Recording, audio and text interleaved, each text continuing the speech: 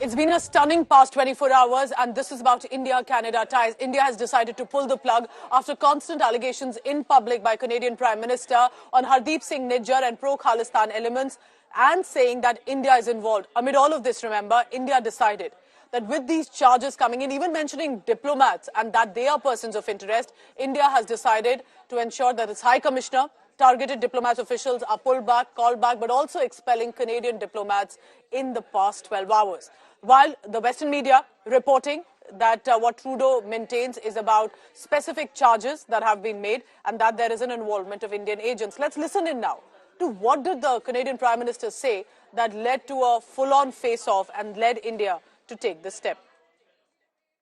Canada is a country rooted in the rule of law, and the protection of our citizens is paramount.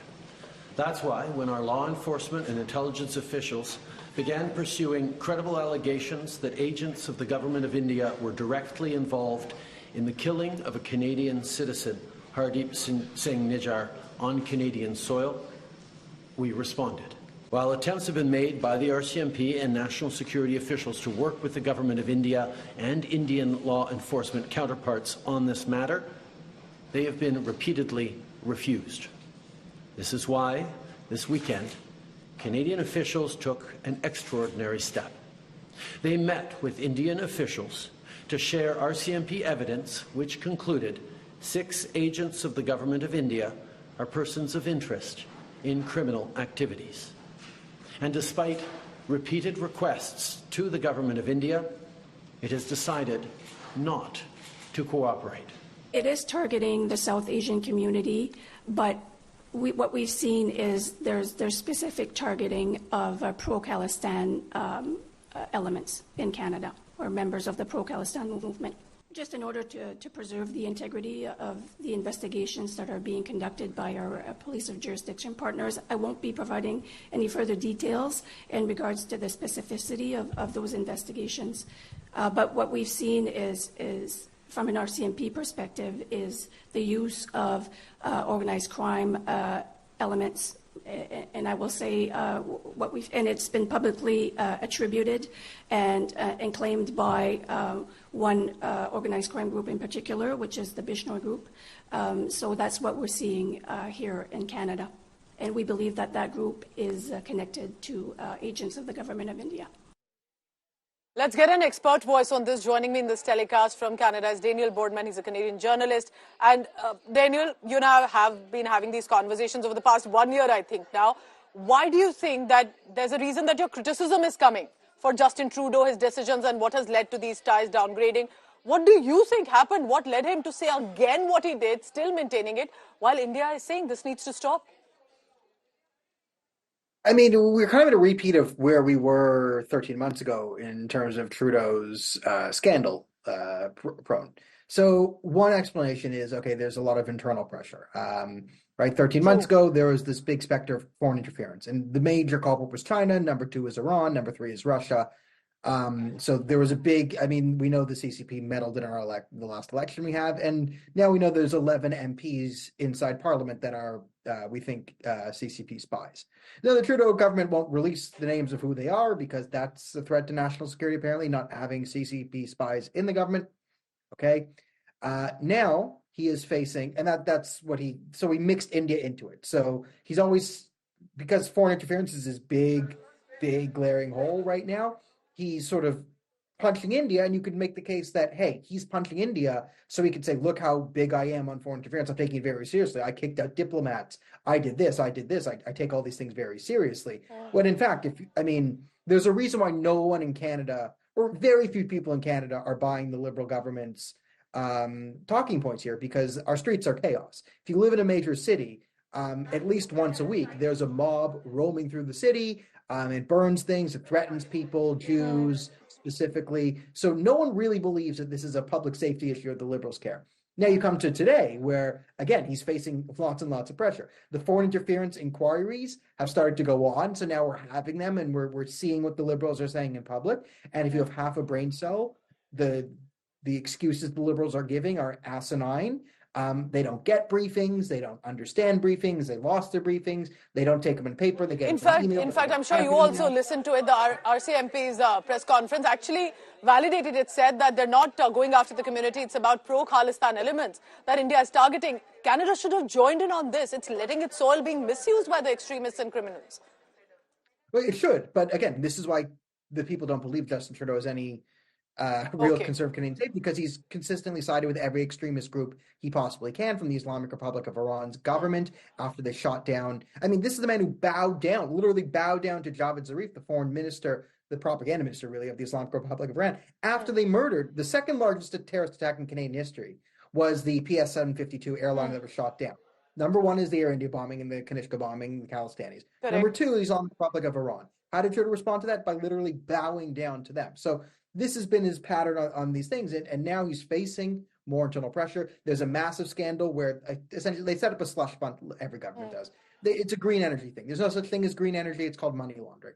But the Parliament has ordered 400 documents be handed over from the Liberals on this. They're trying not to hand over the documents. They want to prorogue Parliament. So that's a big thing. And now we're hearing that there's at least like 20, maybe 30 dozens of Liberal MPs, who have started their own internal revolt and are asking Trudeau to resign. So in the midst of such great political turmoil, Trudeau's kind of come out and made these accusations. So what do you think will be a fallout of this? Do you think this is about domestic pressure of elections coming up? Is this the Western allies, the like UK and the USA? Or do you think this is simply about not understanding how a lot of these sensitive matters must be handled better? Because do you see there is going to be a setback to Canada over this? Yeah, there's going to be consequences for Canada. And I after watching 10 years of Trudeau, again, this isn't about election meddling in vote bank politics and all that. The election is, he's down more than 20 points. He's underwater. It's got, it's not like you could say, oh, these 25 ridings where there's a Sikh presence or a Khalistani, if he wins, 24 of them in the next election, he could pull with, it's all, even if he gets all 25 of them running away, he might end up with like 26 seats. Okay. So it's not to save his role as prime minister. It's much more likely to momentarily obfuscate. And remember, this is a deeply ideological man who's never seen a terrorist organization he didn't think that he could fix by empowering them and giving them a good hug. So to see him siding with Khalistanis over an ally, it's bizarre behavior for a world leader, but it's not really out of character for Justin Trudeau. I request you to please stay on with me because I do have one more question, Daniel. And what I'm looking at here is this is a collapse of diplomatic ties that I've also not witnessed between India and at least a country, even though on and off relationship, but possibly with Pakistan. And to expect this with a Western nation, I think is absolutely huge. Now, what has happened is that India has decided to call back its diplomats, especially its High Commissioner, but also expelling the Canadian diplomats. And it's clear now that India has said that such red lines that will have to be drawn because of what the Canadian Prime Minister, remember, not just any official, it's the head of a state that's making these charges against India. And therefore, for now, what happens here on? The current escalation focus is Hardeep Singh Nijjar, who has been a designated terrorist criminal gangster by India, and the charge that Canadian soil is being misused by certain elements in this regard, which Canada is not really taking action on. So let's listen in quickly to the statements that have come in on this precisely of what is expected here on.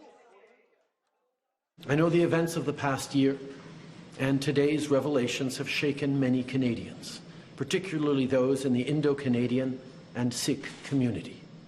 Many of you are angry, upset, frightened. I get that. This shouldn't happen. Canada and India have a long and storied history rooted in people-to-people ties, business and trade. But we cannot abide by what we're seeing right now. Canada fully respects the sovereignty and territorial integrity of India, and we expect the Indian government to do the same for Canada. As Prime Minister, it is my responsibility to provide reassurance to those who are feeling their safety has been compromised, but most importantly, it is my responsibility to take action and to never hesitate in doing what is necessary to protect Canadians. At the end of last week, I highlighted how incredibly important the meeting between our national security advisors in Singapore this weekend was going to be. He told me that he was aware of that meeting. I pressed upon him that it needed to be taken very, very seriously. The response of the Indian government has been to deny, to obfuscate, to attack me personally and the integrity of the Government of Canada and its officials and its police agency. In February 2024, the RCMP created a multidisciplinary team to investigate and coordinate efforts to combat this threat. The team has learned a significant amount of information about the breadth and depth of criminal activity orchestrated by agents of the Government of India.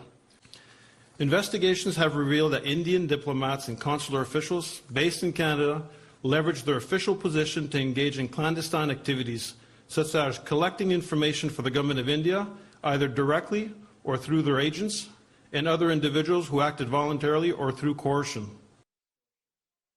So, Daniel, I ask you the final question here, that we've seen on and off relationship. Even earlier, similar incidents did happen, but it looked like that the governments got back on track and realized that they have to work together on this. But with this decision, do you see the relationship getting better here on? We're talking also about Indians in Canada, Canadians in India, a lot of living bridge that people have been. What do you think happens here on? Because I really doubt if the next few months are going to be easy for India and Canada. No, listen, I see, my phrase here is, phraseology is, I see cryostasis. The Canadian relationship is going to go into cryostasis until a new government is here. And that's kind of where it's going to be like. I wouldn't be surprised if there's sort of economic sanctioning between the two and some more fires being. Listen, I'd love it if this all dies down and we all can ignore this. Because, India is a strategic trading partner, and it's good to just trade with your allies and not get into asinine fights over separatist terrorist nonsense. That would be nice, but, we can't have nice things in this day and age. So I see it sort of as a cryostasis where relationships are kind of just going to be put in the freeze pod, effectively, in between life and death until a new government gets in Canada, which will be coming in, whether it be in the next year or after a year with the stability of the government. Who really knows at this point? And the great irony of Trudeau's speech, he was talking about respecting India's territorial integrity. The way Justin Trudeau is likely going to maintain power over the next year is getting into bed with the French separatists in our country. So, I mean, the gaslighter in chief is what I call him. So, Canada's just gonna make you confused and shake your head and go, "Why is it happening?" And it just is. It's just Justin Trudeau, and it's what's going to happen. I'm sure there's a lot that's going to happen in the next few weeks, and we'll be keeping an eye out for that. Thank you very much. Daniel Boardman is always joining us on India Today with their perspective. Eventually, it's about what Canadians think of their Prime Minister, but it's also about their decisions of foreign policy and alliances with other nations. India is no small country anymore. It has its own policy and its own rising power that it's becoming. Thank you very much for now, Daniel. Now, remember, amid all of this, what is Canada trying to say to the world? That India has not been cooperating on the charges, which is actually untrue. Because for the United States of America, that handled this issue much better, India has been on board. For example, was there an assassination plot of Gurpantwan Singh Pannun? India is sending an inquiry committee to Washington to probe these charges against its officials by the United States of America. The probe panel will investigate charges that have been leveled. There's been a professional team that's on the ground. And remember, one of the accused in this case has also been extradited to the USA from the Czech Republic. He, according to the charges, tried to hire hitmen to assassinate the man who has been giving violent threats against Indians, against Hindus in Canada, USA, and elsewhere. 6 for Justice is what Gurpantwan Singh Pannun has been running. Of course, there's no justice here. It's a fully propaganda, secessionist, violent group that Gurpantwan Singh Pannun has been a part of.